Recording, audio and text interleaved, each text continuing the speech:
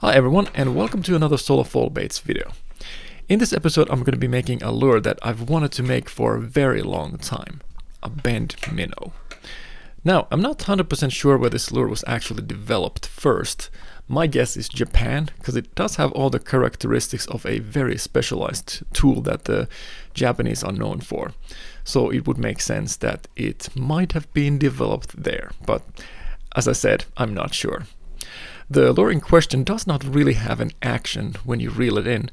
Rather, it's you, the angler, who makes the lure move with taps from your rod and rapid handle turns from your reel to make it dive underneath the surface and resemble a dying fish that's still trying to hold on to dear life.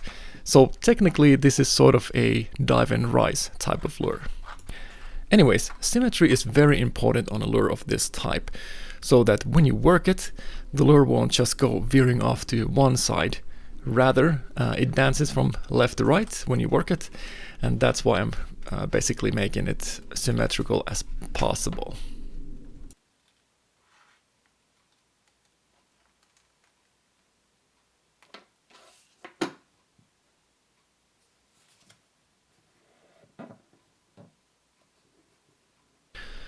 Now that I have the profile template cut, I'm going to be using that to trace out the profile on this piece of basswood. And I don't know what it was, but I feel like this project was kind of cursed in the beginning or something, because this is actually the fourth version you're seeing here. There was always something I messed up, like a nasty tear out when I was drilling out the eye sockets, or my bandsaw crapping out on me and messing the cut.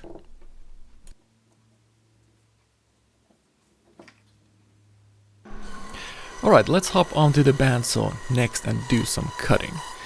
Since this lure is going to be bent like a banana, I needed to make sure that I have enough meat to cut off from the block of wood, so I made sure I grabbed the thickest piece I had lying around. Nice thing about basswood is that it cuts like butter. Downside is that it's kind of fuzzy after you're done. It's kind of hard to explain, but if you ever worked with basswood before, you'll know exactly what I mean. Next I hopped onto the belt sander and smoothed up those cut marks and tried to make sure that I retain that symmetry that I was talking about earlier.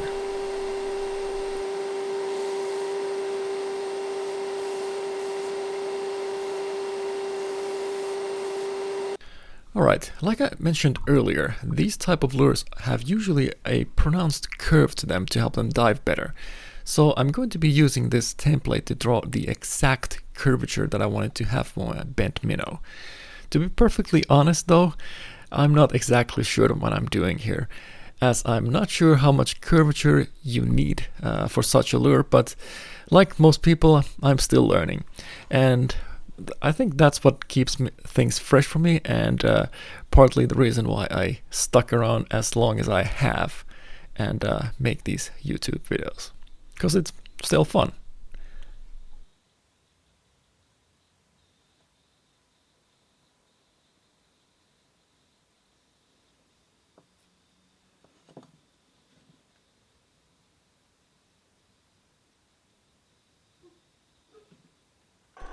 Okay, let me move back to the bandsaw and start cutting out the rest of the lure and try to keep my fingies attached while doing it. By the way, I would like to take this opportunity to let you guys know that I finally turned on the membership option on my YouTube channel. So how it works is that with a monthly subscription fee of $2 for the silver tier or $5 for the gold membership, that will earn you access to extra videos and behind the scenes stuff regarding upcoming projects and other things that are directly related to solarfallbaits YouTube channel. So thank you in advance for your support, it's much appreciated. And by the way, for full transparency, all of the money that I make from YouTube goes straight back to the channel, so you can be sure that your hard-earned money will help me make better videos for you guys. Okay, now that's out of the way, let's continue on with the video. More sanding on the disc sander was needed after my absolutely harrowing time with the bandsaw. And of course I did a little bit of sanding with the belt sander as well because of the curvature of the lure. Can't really do that with the disc sander.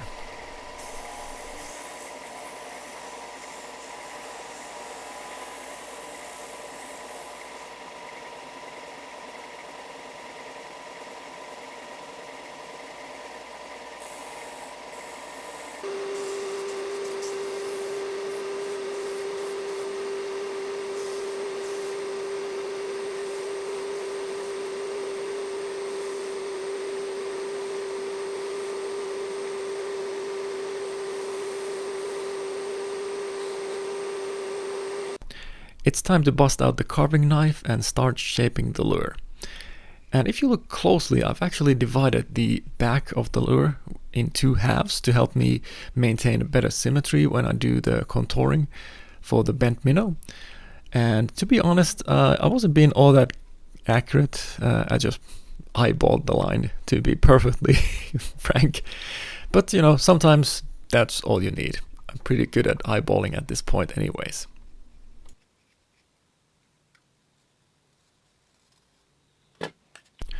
And of course I still need to smooth everything down so that I will have a nice starting point for the carving. I actually ended up sanding all the way down to grit 400, which I hardly ever do. I'm not sure how necessary that was, but it can't hurt, right?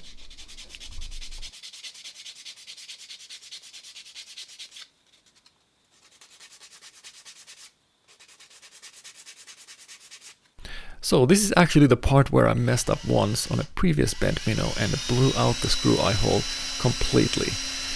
Probably because I was a little bit too eager, and also I used a super dull drill bit. Thankfully the fourth time was the charm and I could get a nice pilot hole for the screw eye this time, which I will be attaching next.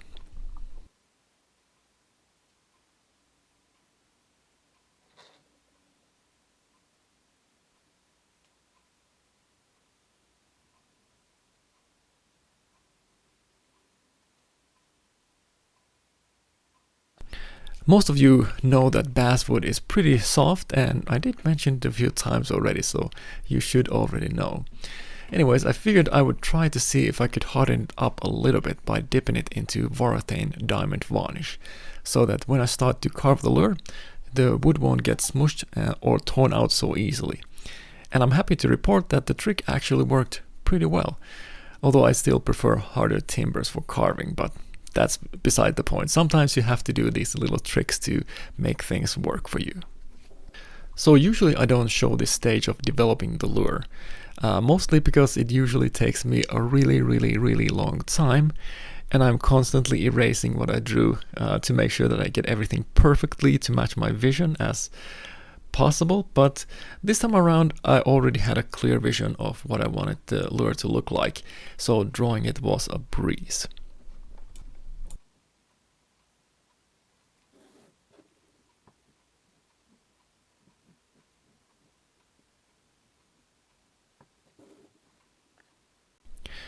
Next I'm going to be cutting up the template and transferring the stuff that I drew on it onto the lure. Usually what I always do is I cut away the eye socket, mainly because once you have that established in the lure as a fixed point, I find it easier to align everything accurately on both sides of the profile by using that as kind of an anchoring point.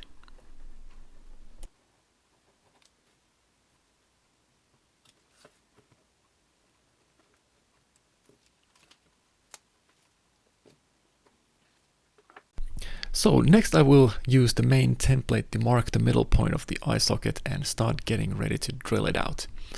And this is actually where I messed up again on a previous bent minnow and completely blew out the eye socket hole with a brad point drill bit. And I'm still having nightmares about it to this day. So the pressure was through the roof. The eye size that I decided to use for the lure is 6.3 millimeters. Which is slightly smaller than the 1/4 inch Forstner bit that I used to drill out the eye socket.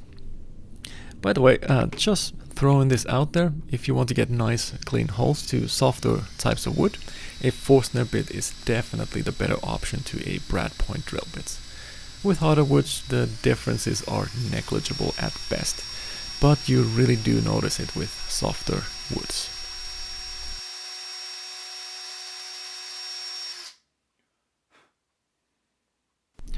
Once the main template was cut, I started to mutilate it further and cutting up the head details and transferring them to each side of the head by drawing along the side of the cut of the template. Not an easy thing to do to such a small lure, I might add. Especially the mouth is usually a pretty difficult part to do, it being so tiny and all.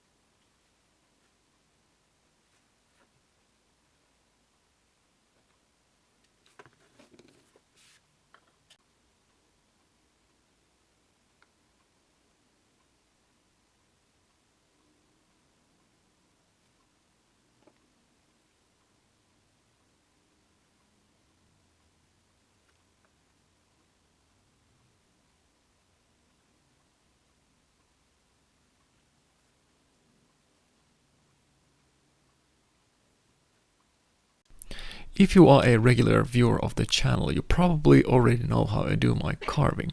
But in case you are new here, the way I usually do this is I carve along the lines slowly and draw the knife's tip very carefully with concise, calculated movements where I always pull the blade with a consistent pressure towards me so that I maintain a constant depth and I have better control of the cut that I'm making.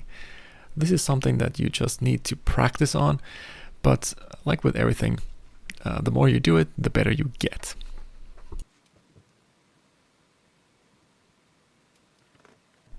Like with the previous clip, the same rules apply, except now I'm carving away from myself, revealing the carved details I wanted to highlight. And I tend to keep the details usually pretty shallow, mostly because it will be much easier for me to epoxy the lures later.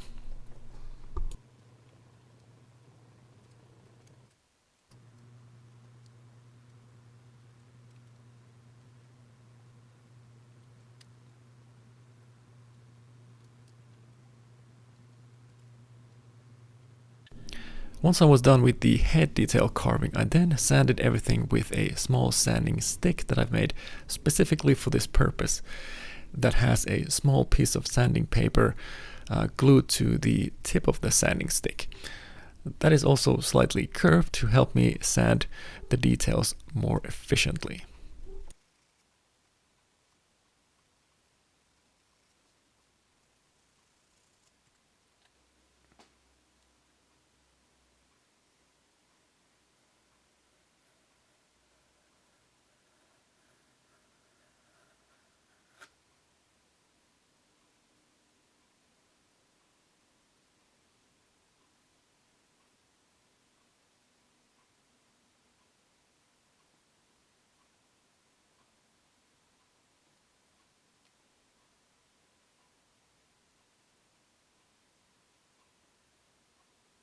Next I started getting ready for carving the scales.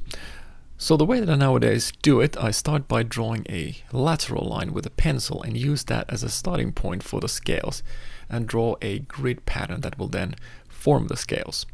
But first I need to determine the size of the scales, and for such a small lure such as this one, I opted to go with 2mm increments, and go even smaller towards the tail, as that's how a real fisher scale usually appear. You got bigger ones in the middle, and towards the tail they get progressively smaller, and also sometimes towards the head as well.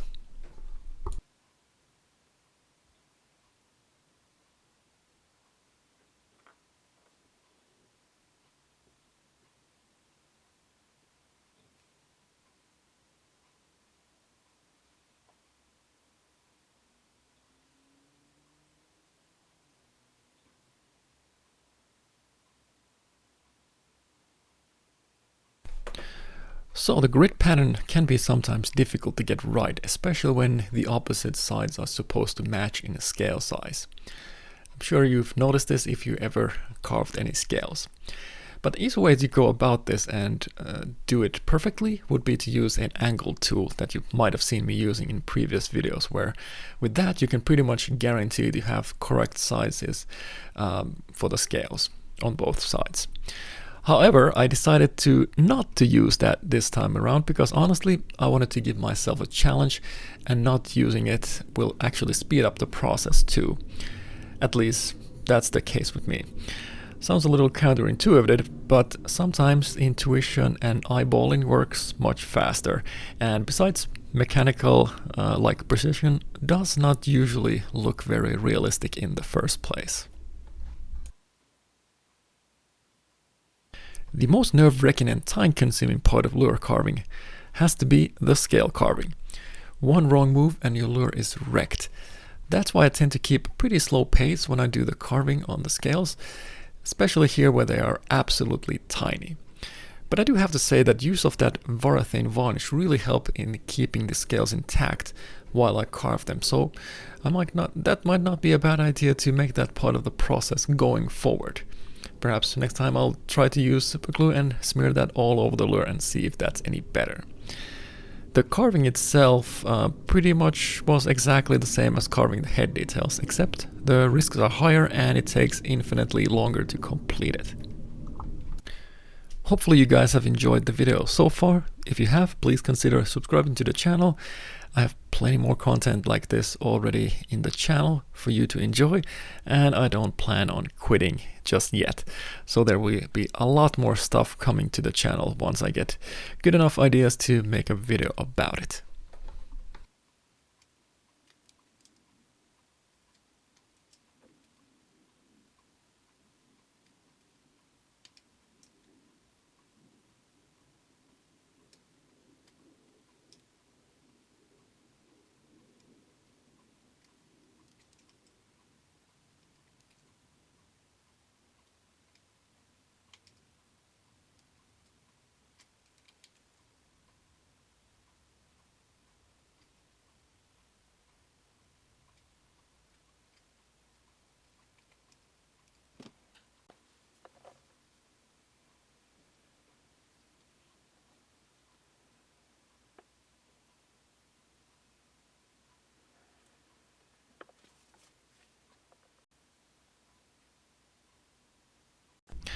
Like most freshwater bait fish, I'm gonna start with a silver base, or more accurately, a chrome color from Vallejo.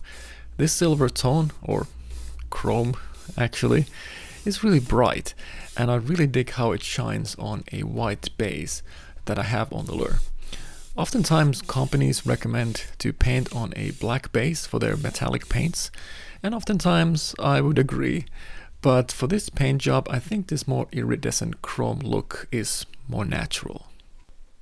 Next, I'm going to do something that will make a lot more sense later on. I'm going to accentuate the lateral line area with painting a black stripe across the flank of the lure.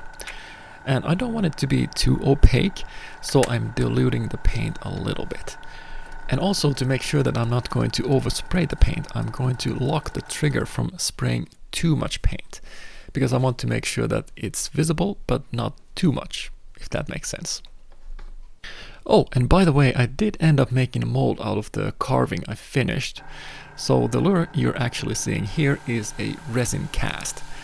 That way I have a lot more room to experiment, and I figured I've shown you guys so many times how to make a mold. It's easy enough to go back on my previous videos and see how it's done from there.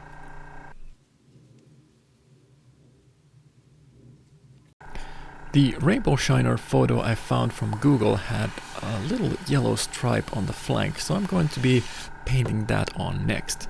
Sometimes these stripes are orange or even red, so there's a lot of different tones to choose from and have fun with on this paint job.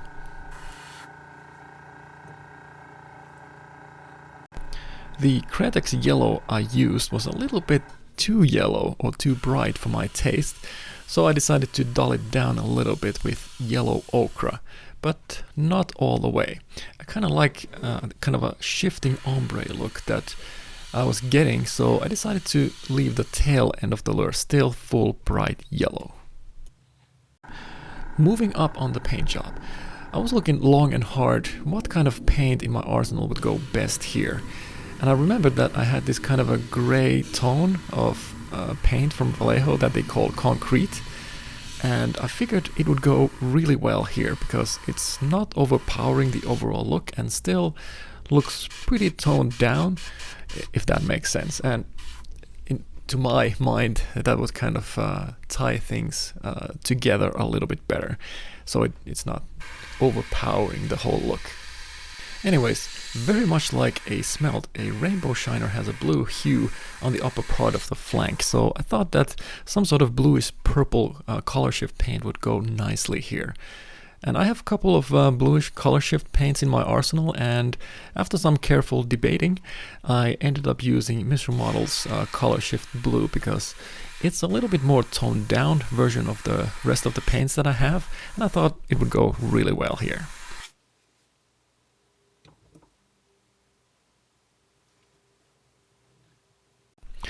Remember that black line I did earlier to accentuate the lateral line? Well, now I'm going to blend it to the background a little bit more with the rest of the paint job and make it not pop out so strongly as it still does by using some color shift paints from Vallejo. And again, after looking at the photo I showed you guys earlier, I decided that the best tone here would be to use something that's between maybe blue and green. And I happen to have a nice turquoise color shift paint that I knew would look really good here, so that's going in next.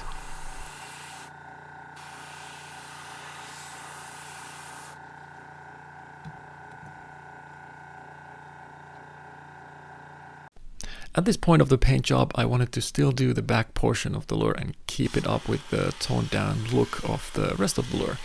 So I decided to go with a khaki brown that is slightly more darker tone than the concrete I used below it. And I think it really ties the look together nicely.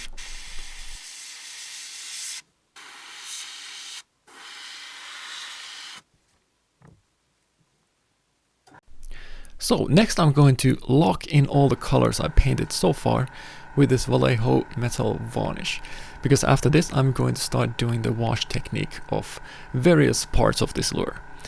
Anyways, in the past I had always used an airbrush like an idiot to do this, when clearly the better option all along would have been just to use a brush. So if you plan to do this with an airbrush, you can, but you will have to clean your airbrush very thoroughly after that, and that takes time, and using a paintbrush is so much faster and just plain better. The regular viewers of this channel will already know about this next technique, because I've done it a bunch of times in the past, and it's called the wash technique. So it's mostly known from the miniature world, but us lure makers can greatly benefit from this wash technique and make our lures stand out more. You can buy these washes in different shades from various manufacturers, but I like to make my own. I guess I'm a little bit, teeny bit of a control freak when it comes to lure production, but it's also pretty fun to make your own washes. So how I do it is I just mix airbrush cleaner with acrylic paint I want to use, and boom, you're done.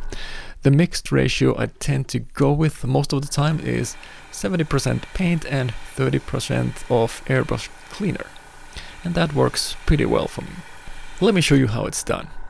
So what I do is I just spray the mixture onto the lure and use a paper towel to wipe off the excess paint, leaving the rest in the crevices I wish to highlight, like the scales, head details, etc. If I have too much residue left on the top of the scales or any of other part, I take care of that with a wet paper towel, and that usually works really well. But you do have to be quick about it when you do it. You can't leave it on too long or it will stick there forever.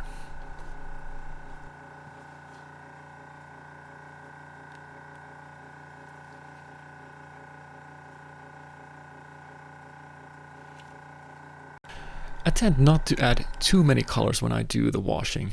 It's usually mostly black and I pretty much call it a day after that. But this time around I felt like experimenting a little bit more and see if a hint of pink would go well with this paint job. The jury is still out if it was a good move or not. Let me know what you think. Next I'm going to be painting the fins, and I was really hesitant and undecisive when it came to the color of the fins. I ended up going with grey, but in hindsight I think I could have maybe added a hint of yellow or orange in there too.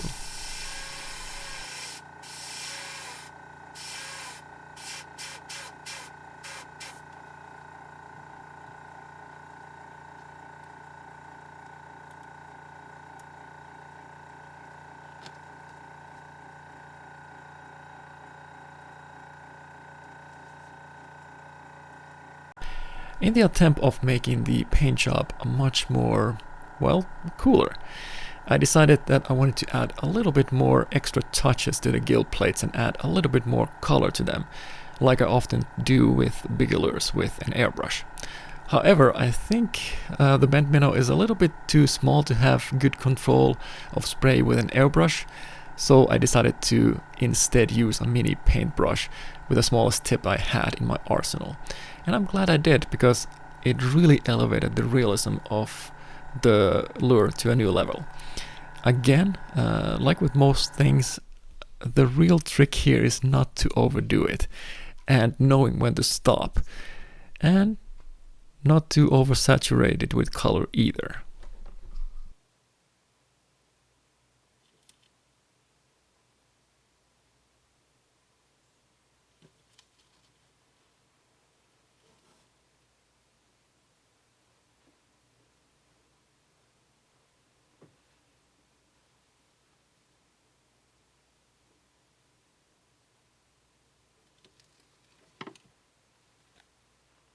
One final touch that I sometimes actually do a little bit earlier is to paint the belly with pearl white. I guess I could have gone with some other color as well, but you can't really go wrong with white.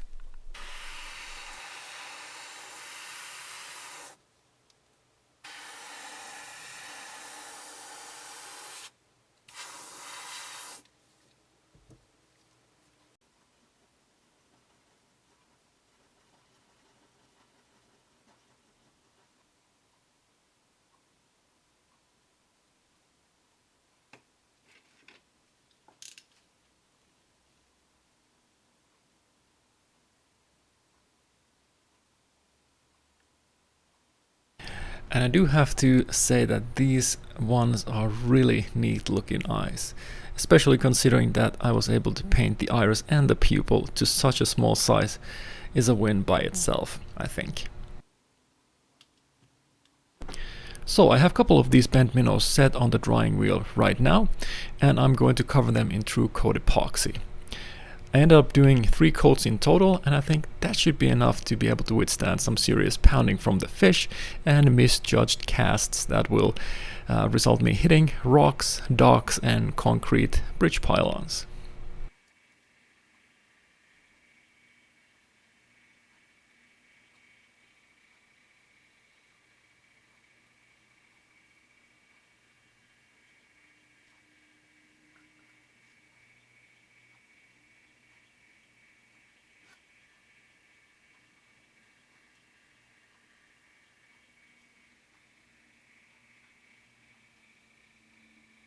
Alright, so here is the lure after a few days of curing, and I have to say that they are looking pretty damn delicious. And in terms of aesthetics, I'm pretty happy how the project turned out. But of course, like always, there is always room to improve. But I think most likely I will make more of these in the future and work on bettering the current design a little bit.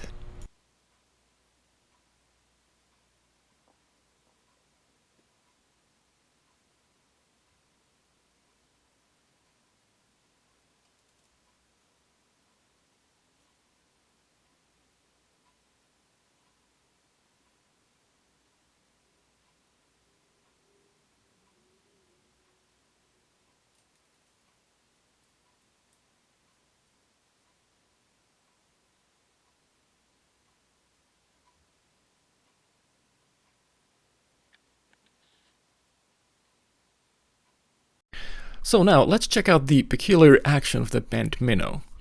With rapid pulls, the lure dives and does this kind of an odd wobble that kind of reminds me of how a spoon would move, except this lure does not rotate around its axis like a spoon would, which obviously is a good thing, and also it does not sink. But I didn't address this earlier in the video, and maybe some of you are a little bit puzzled still why I didn't add a belly hook to my version of the bent minnow. The reason is pretty simple. While I was testing the prototypes, it became really apparent that the belly hook had a really bad tendency of always fouling the hook to the body and kind of embedding itself in there. And that always messes up the action, and yeah, we couldn't have that. So instead I added a nose hook. You don't see that very often, and it actually works really well and does not seem to foul the line as often as I might have thought it would. That being said, I think having the hook set up like this seems to work just fine. Although I have to admit that aesthetically it's not as pleasing to look at, but like I said, there's always room to improve the design. Anywhoops, that's all from me now. I hope you enjoyed the video, and I'll see you next time.